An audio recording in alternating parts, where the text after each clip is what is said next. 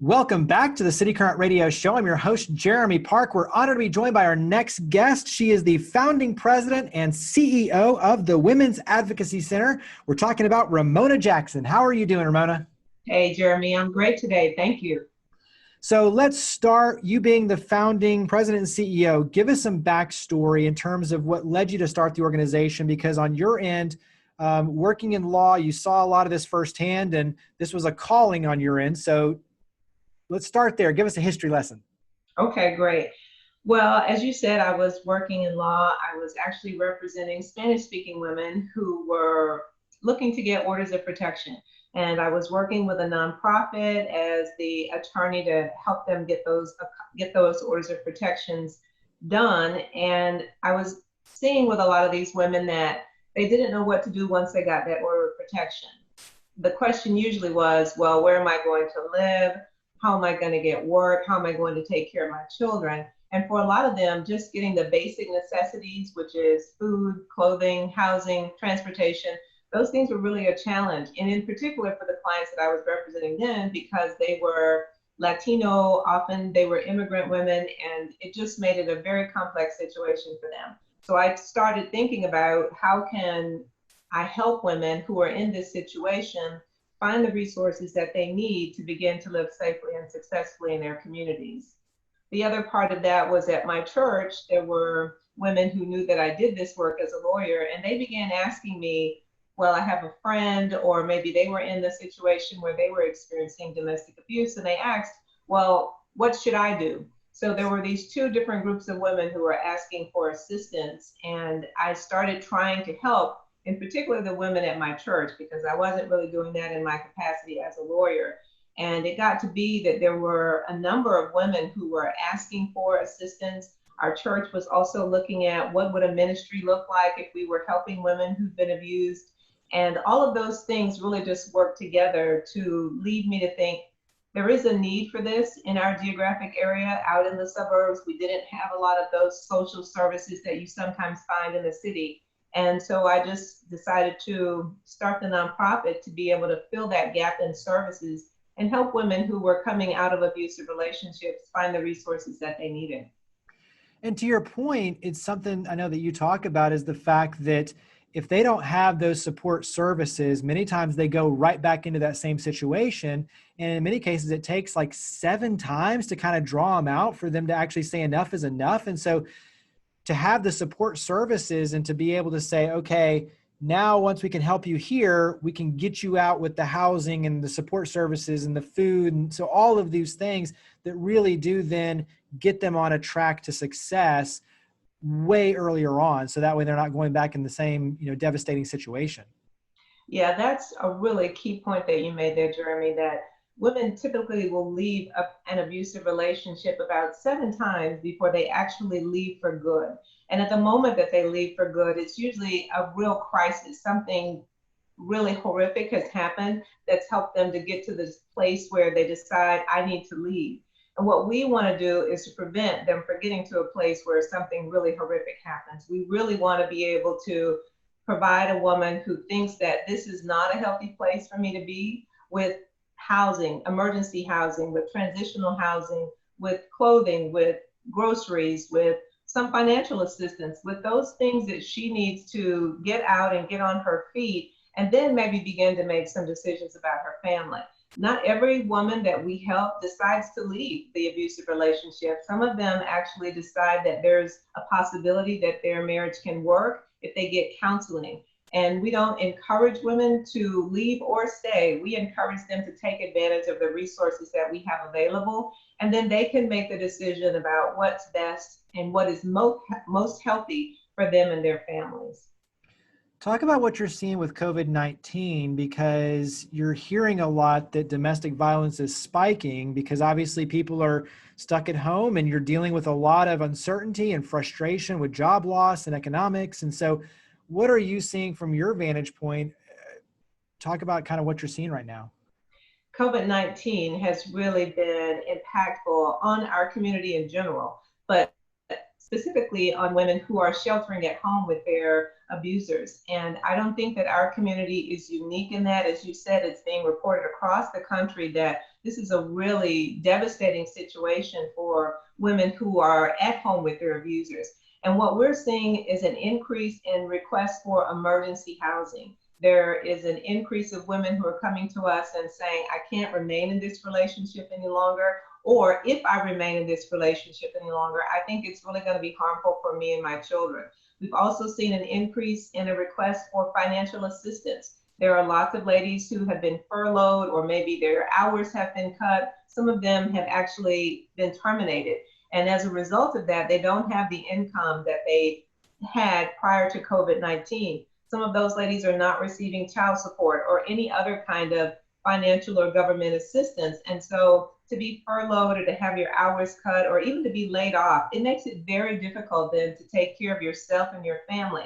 And this directly goes back to the point we were discussing earlier, which is why women go back into abusive relationships. That economic challenge is real. And when you're looking at rent and utilities and groceries that need to happen in your home and you don't have the means to take care of that, you might think that, well, this is a bad situation, but it's better than me and my kids being in the dark without any food, without any electricity. Maybe I should go back and maybe it will be better. So we try to take those things off the table. We try to remove those barriers that might keep women in a position where they can't make it on their own. We try to make it possible for them to have those resources so that they don't feel inclined to go back to a relationship that they really don't want to go back to. Carry it forward on the services, because you do a lot. And so you mentioned everything from the financial assistance, the shelter, the clothing. Give us a few more things on your end in terms of the different services and support networks you provide. Yeah, thank you for that. What we try to do is provide direct and indirect services. And part of our direct services are a donation center where ladies have free access to items for their babies. They have access to items for their household and personal care. We have a biweekly support group that's currently meeting on Zoom. And those ladies have the opportunity to form community with other ladies who are in a similar situation or with ladies who have been in a similar situation. I mentioned earlier that we provide financial assistance. We also provide emergency housing. We provide one-on-one mentoring, and we provide relocation assistance for ladies who need to get into long-term housing, but maybe just don't have some of the upfront costs that would enable them to do that. For our indirect services, we provide referrals for family and individual counseling, financial management, and then legal advice and counsel. This piece, the legal advice and counsel, is really important because if there is a situation where a lady needs an attorney, sometimes she doesn't have the income to cover the fees for an attorney, and we can help with consultation fees. We can put them in contact with ladies who are attorneys that work with our organization and help those that we serve get the advice and counsel that they need to make good legal decisions.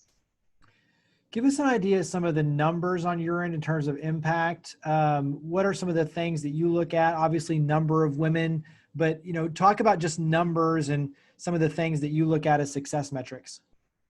We look at the number of women who have come through our program.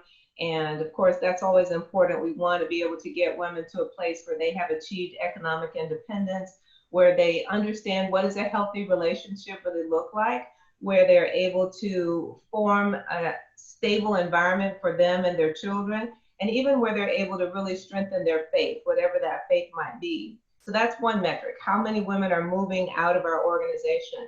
In the 2 years that we've been in operation, we've been able to move 6 women through our organization. And we think that's a good thing given the number of women that we've served overall, which is about 24, 26 women. Now, the other thing that we try to measure is how many women who have come out of abusive relationships actually returned to those relationships after having left. And thankfully, out of all of the women that we've served in the 2 years that we've been operational, none of the ladies who left abusive relationships went back. And that, to me, is one of the greatest achievements that we have, is that we have helped the lady get out of harm's way, and not just her, but also her children, and that we've made an impact in the community. For law enforcement who respond to domestic abuse calls, that is the second most highest incident where they could be harmed. And so to have women who are out of a relationship, their children are out of harm's way, they're out of harm's way, they're not in a situation where law enforcement could be harmed, and the other costs associated with that are also not coming into play. Mental health costs, medical costs, lost productivity costs with their employer because of being injured or embarrassed to go to work after a harmful incident. So those are really two key metrics that we keep our eye on and try to make sure that we are doing a good job in each of those areas. How has this work changed you? That's a great, great question to think about. And I don't have to think long and hard about it, because what I've learned is that it's really good to listen. So when I started the nonprofit, I was a lawyer. I had almost 30 years of experience working with vulnerable communities. I had 16 years of business experience in leadership roles. And so there were a lot of areas where I had been successful. And coming into this and having grown up in a home where I experienced domestic abuse, not directly, but indirectly, and having a lot of experience with abuse in many different ways, I had an idea of these are the kinds of services and this is the way in which we need to approach this work.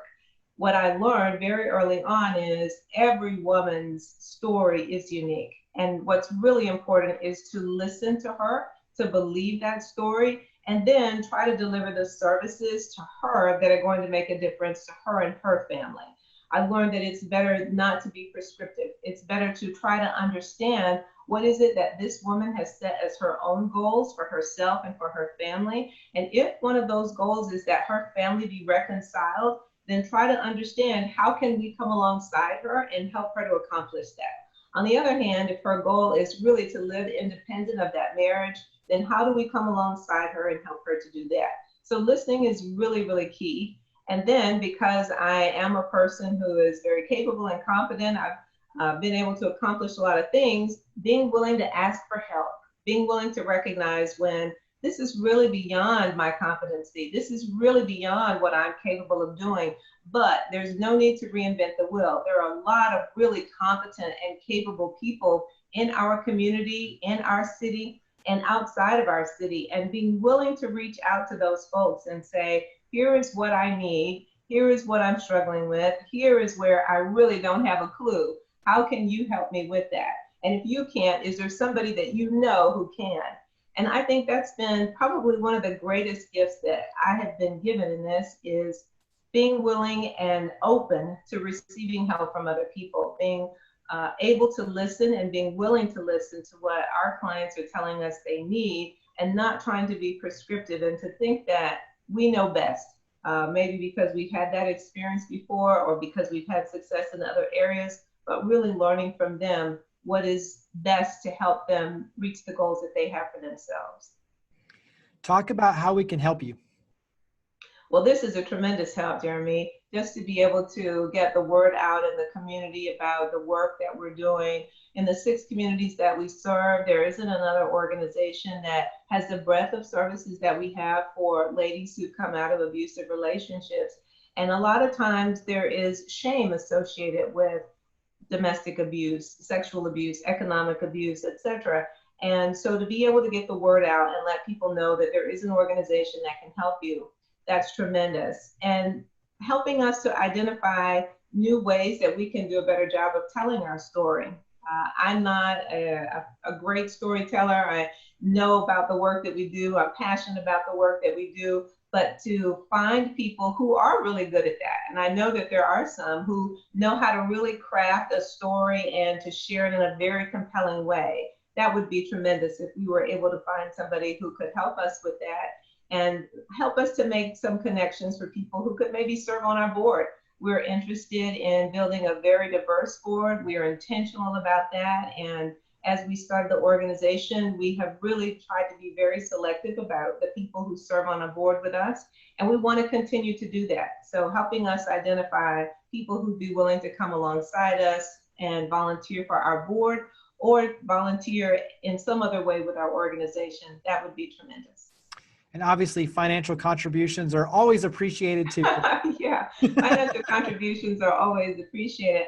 I don't usually lead with that because, I mean, from the time that we started this organization, we have had every need that we have had met when we needed it. You know, God has been really faithful to us, and He has provided everything that we've needed to meet the needs of the ladies that we serve. And I believe that He's going to continue to do that. So I know that He can provide those other things as well, but the finances are really something that I believe if there's a place where you are passionate, if there's a place that touches your heart, then you're going to give to that. And hopefully by us learning to tell our story well, by getting our message out, and by having really strong volunteers, we'll touch people who know about our organization and then who say, yeah, I would like to be a part of that organization financially. And so I think that that will come too.